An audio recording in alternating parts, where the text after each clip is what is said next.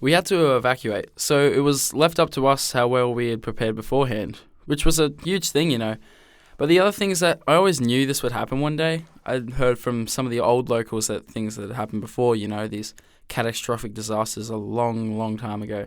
So I knew it's inevitable that there will be fire, there will be these ridiculously huge floods and things, and I guess that's where the planning and preparedness comes in. But even being prepared for a disaster, recovery is very difficult to come to terms with afterwards.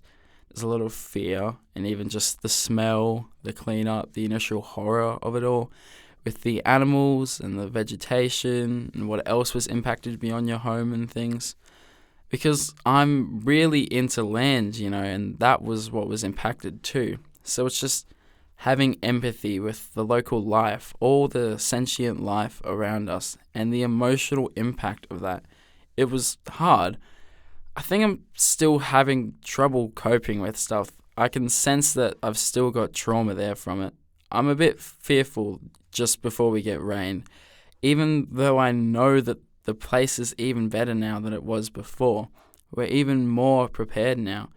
You keep on doing that stuff. You sit and you realize what your weaknesses are in your surroundings, so you make sure that you get on top of all of that. And that's fantastic, but yeah, I get pretty teary when I see or hear about other floods that are happening. Because it's also now about being aware of what can actually happen in a community when a fire or a flood does come through. I was prepared, but not everyone else was. And one of the things that concerns me is that there are still people in Lismore and other areas that are not housed. They're still not sure of their future. They haven't been able to really settle back into a home. That's what really concerns me, for them first of all, but also, what if it happens here? What will happen to our community? People will disperse, businesses won't be able to be supported, and we need them. We need those places that are hubs for the community. I think it would be really terrible. It would be just such a loss for everybody if something like that happened. It would have such a huge impact. And also, just not having a path that is clear for people to look forward to or to know that they can rebuild within a certain time frame. And if it doesn't happen speedily, the recovery, I don't think it would ever be the same again. So hope, I think, in the sense of disasters, is about preparedness. But it's also that we've got to change our ways. We can't just be how we used to be. What we do affects everybody around us. So if we're set in our ways and only look after ourselves, what happens? Especially in areas that are isolated or when services get cut. If we can't check the disaster apps or make a call, how can we connect to get the support when we need it or give support? Even as something as basic as making sure everyone has clean water when we're cut off, or if we're off-grid and can boil our water, checking if our neighbours also need water.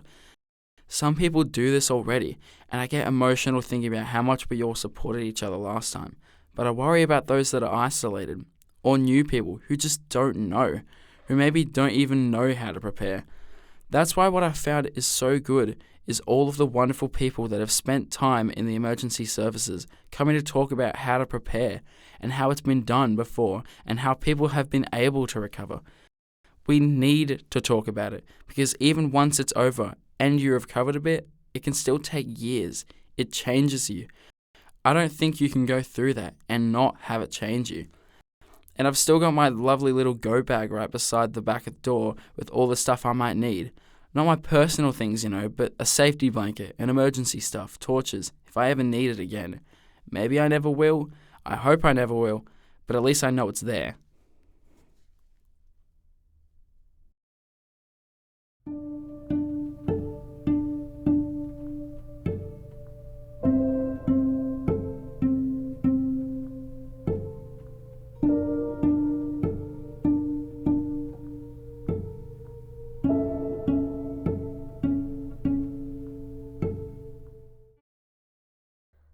I think you never quite get over the first disaster, and the second and third ones just compound it, It's just more disruption in your life. So the drought ended in a major flood, and we had 2 or 3 major floods every year for about 2.5 years. We'd get water coming right up to our house, so that was just stressful, having that much water come through your property. We lived there for 35 years, so the kids grew up from young kids to adults. And even though they say there were things wrong with it, for me, the memories of it is what matters. It's what you know. One day the kids will understand what the old place meant to me. I just hope they don't have to lose it all like we nearly did. I can honestly say that the first 12 months afterwards, I probably ran on adrenaline.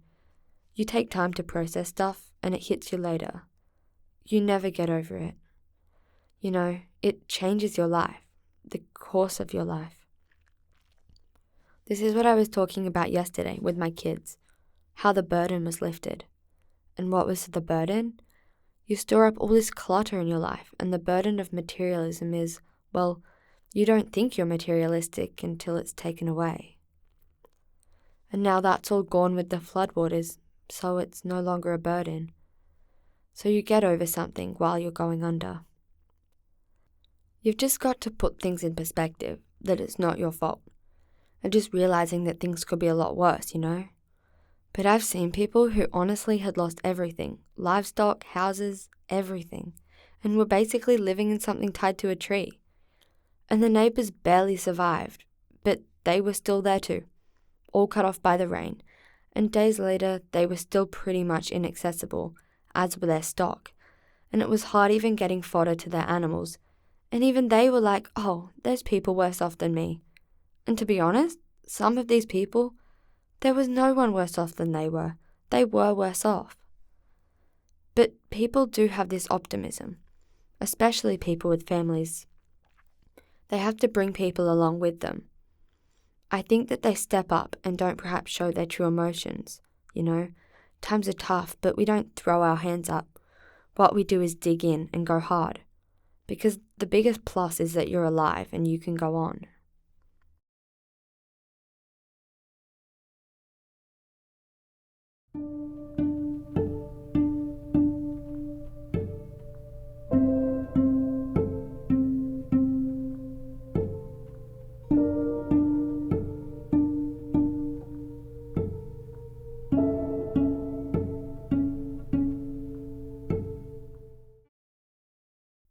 There's a lot of history up here in this mountain.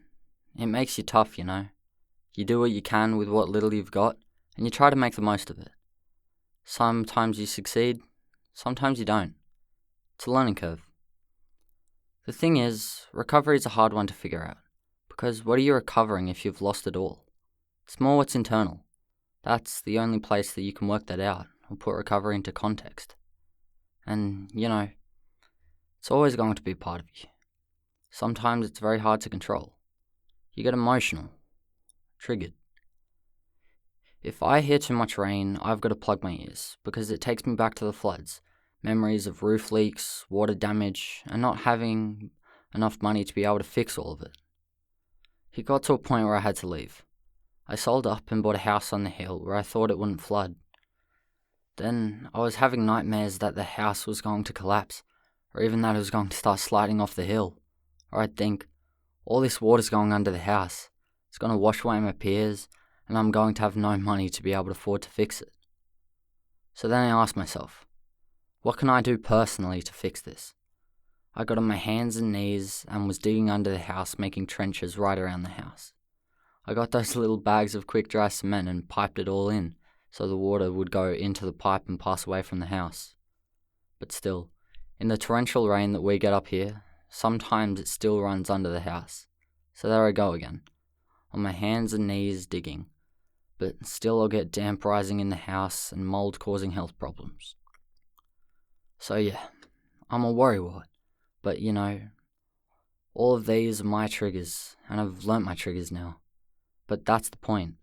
That's what I keep saying. Don't hold on to it without doing anything. It's bad for your health, bad for your body, bad for your brain, and bad for everyone else. Some people find it hard to let go. It's like a death. Close relative, parent, child, they dwell in their own misery, but they make everyone else feel miserable too. And it's a heavy burden to put out on other people. So don't try and be the iceberg, because eventually you will melt. No matter how big you are, reach out. That's what I've learnt to do since the floods. I help myself and I get help. I talk about it when I need to. You never want to forget, but you never want to dwell in, bad thoughts. It's easy to say, and I know from what depression can do to people. It can be as strong as floodwaters pulling you under, or waves that dump you in rough surf. You fight to swim out of it, but the force of the water, rocks, debris, that's where hope is dashed and diminished. But you've got to find a way to swim through that, to reach the shore. Even if you're mountain tough, sometimes you need help to get back on your feet, and that makes you resilient.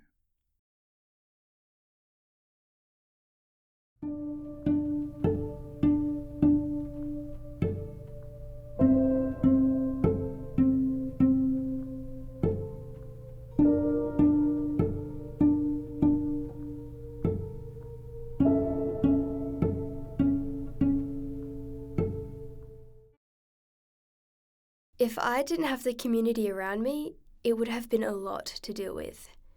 It's a huge struggle. We lost everything we owned, and that's a massive change. It made me feel very insecure because of our kids. And we were like, what do we do now? We didn't even know where to start. Before that, we were just like most people, just going along in life, looking after our kids, sending them to school, not jumping right into the community, not volunteering and trying to be a part of the community so much. But then this happened, and suddenly we had support from the school, support from the pub, support from the people to give us a chance to get back on our feet. People said, you can come and live here for now, and went out and found us a house that we could move into. And I've never been in a position where I needed that sort of help. I've always been one to say, nah, I'll be fine, So I felt a little bit anxious when we were given a house and so much support. And then I didn't want to ask for any more support because I could see the distress of other people and I didn't want to pull everyone into our journey. But then everyone said, but you guys deserve it, you have a family, and everyone was helping. Just letting that process happen, it was a funny feeling. I just had to learn to accept it. That's probably the biggest lesson out of it. If people want to help you, just let them help you. Because if we didn't have all that support, it would have been devastating. We wouldn't have been able to see the light at the end of the tunnel. We needed help, and the community was there for us. So now I'm back in a position where I can just pick myself up again, and I am grateful. And now I really want to step in and start to volunteer a little bit and put in an effort to say thank you. And also to encourage more support from the community. So if something like this ever happens again, there's more people than what there was, and it's easier. Because I could see how hard it was for certain people in the community who gave so much. And they were there for everyone, but who was there for them? And maybe before all this, I thought I was doing enough, and that I gave enough in other ways. But now I understand we always need to try and do a little bit more for our community. Because each little bit means something. It's like a little grain of sand. Every little grain of sand creates a beach. So I don't know exactly what's in store for the future, but I can see myself just trying to give back to the community after I've had so much given to me. They helped rebuild our family's little world. Giving back is a way of showing what that means to us all.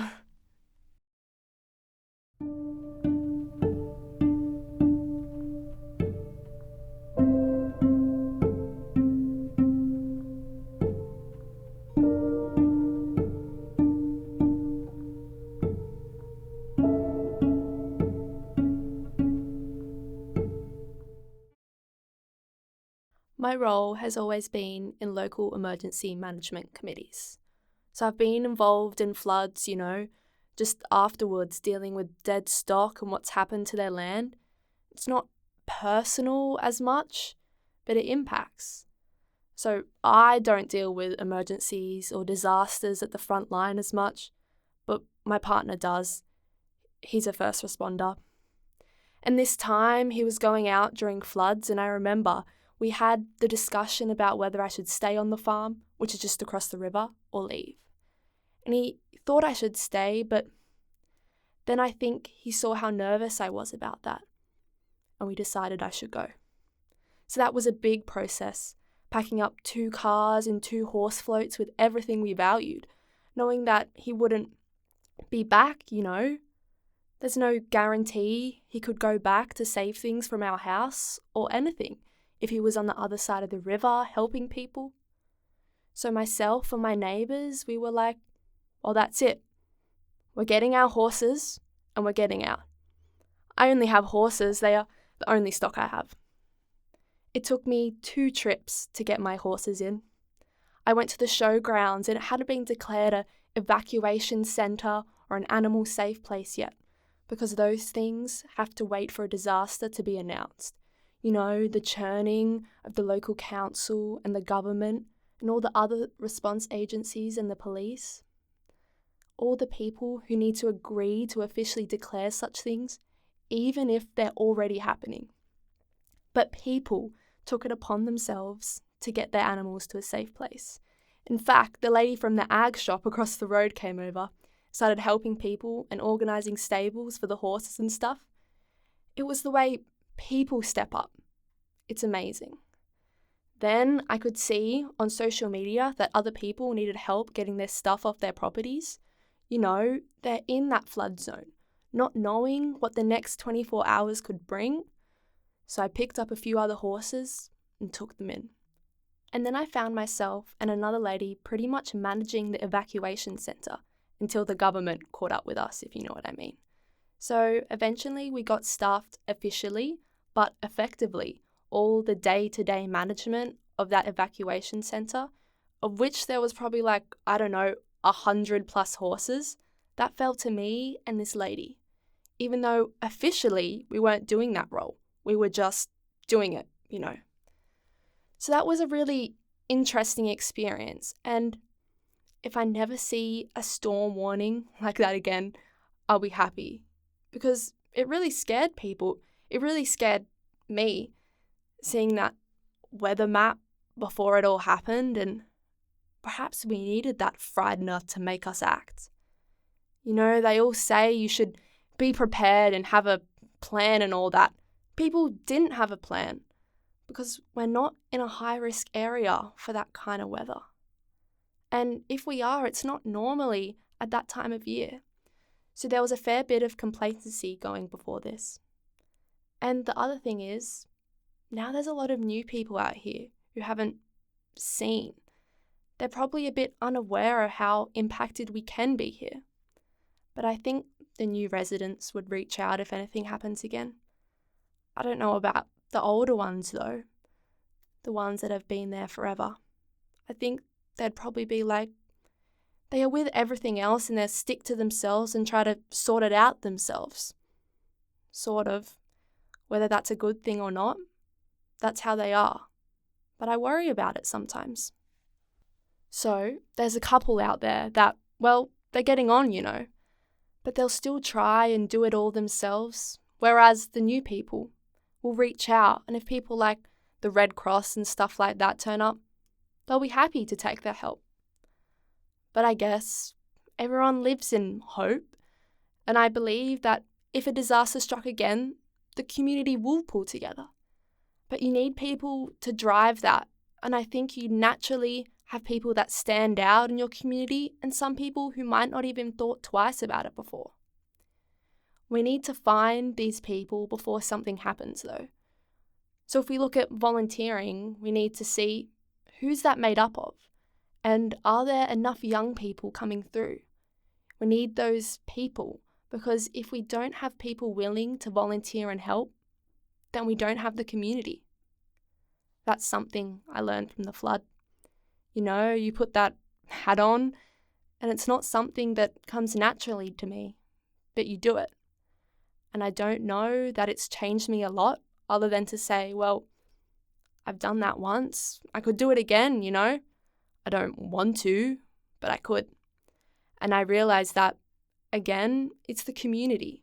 It's the people who are there on the spot that can provide help first.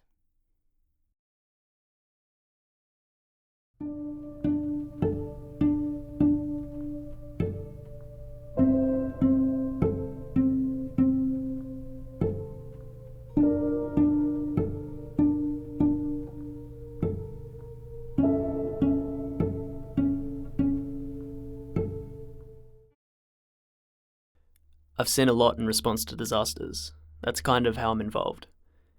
I haven't been directly affected, as in not my property or anything. I've had a couple of scary situations, emergencies, but not disasters. But I've been involved with floods, fires, massive hailstorms, even a flash flood event that was like a tsunami. We went out immediately after that one to help people and see how they were going, even before we were told to go, because we knew people needed help. And we have a lot of support too. We talk to each other, we debrief after every event, and if we need further assistance, we've got people to call. Sometimes it's not the disaster event or the response that affects you the most either. It can be what happens after. So a big thing for me was I lost my friends. They didn't get killed, but it was so bad for some of them that I couldn't go back after the floods. One friend, she found it hard even to drive through the area, because she remembers that night. Her and her husband were huddled together, cut off on the roof of their house thinking, this is it. We're going to die here. Luckily, they ended up getting out of there. The SES came and got them, and they were able to stay with friends for a while. But in the end, she just went, nah, that's it. You know, they'd been through too much, and he'd had a car accident, she'd lost her father, then this flood happened. So she lives in the city now, and I haven't seen her since. That was a big thing for me.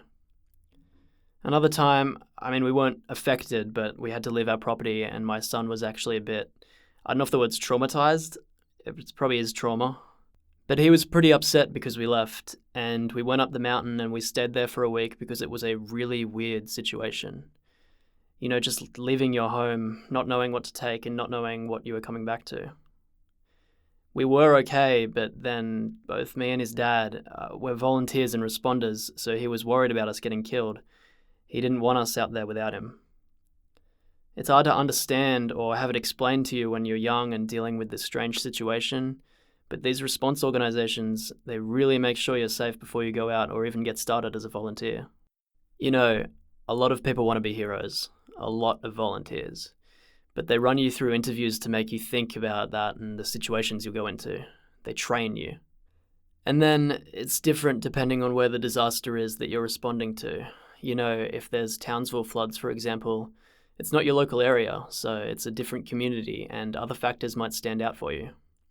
So if it's stinking hot with mosquitoes, high humidity, mud, before you go out you might be asked, have you got a health condition? Do you want to go? Then with local emergency service volunteers, they live there. They live it, breathe it, and they're in the community they know. And that really, really affects them personally. More so than someone that's flying in than flying out, so to speak. But there's a lot you need to understand. Sometimes there's also friction with locals, and it can even be in your own community. I remember that happened one time. After one disaster and when we were planning for more, we'd had training and been told that the community had been giving some people a hard time, because sometimes they blame you. And we thought about going out there for some community engagement events, but then it didn't come about. Everyone's busy, all that sort of stuff.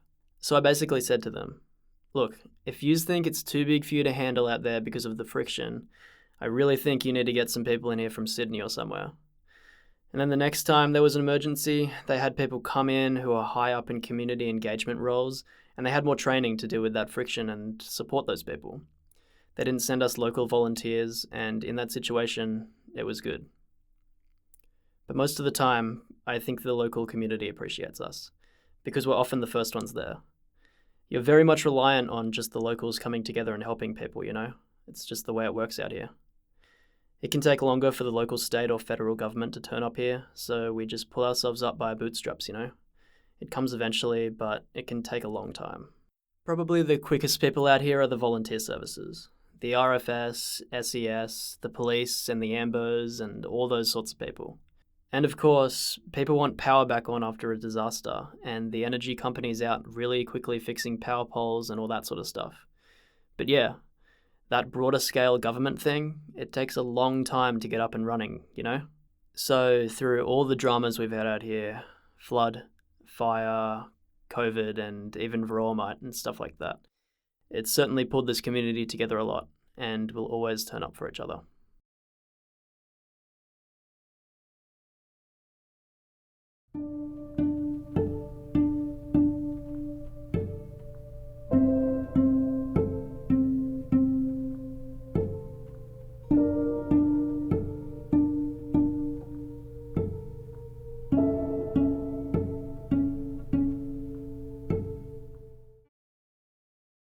I packed up, ready to leave.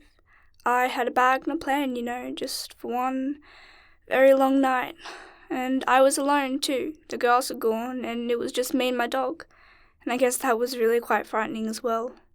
Having said that, it's not necessarily a bad thing. Maybe it's opened up opportunities to sort of say, what's this life about? I'm not doing this thing I don't want to do anymore. I'm going to go and do what I want to do when I want to. And what's really important to you? If you like travelling, go and travel, I've just come back from 12 months overseas, and I wonder whether I would have been brave enough to do that, to sort of say, I'll rent my house out and go and live for 12 months and write overseas, if I wasn't confronted with, how life can be lost very quickly. Relationships can be destroyed very quickly, and that the world will keep spinning even if you're not here anymore, and that your time here is limited, so go and do what you want to do. I think that we are going into a brand new world. The whole world is changing. Floods, storms, fires, all the impacts of climate change. Technology too, it's all changing so quickly. And the way we live, we play a part in it. Our share is too big in the Western world. So we've just got to lower our consumption. And I've kind of lived like that all my life.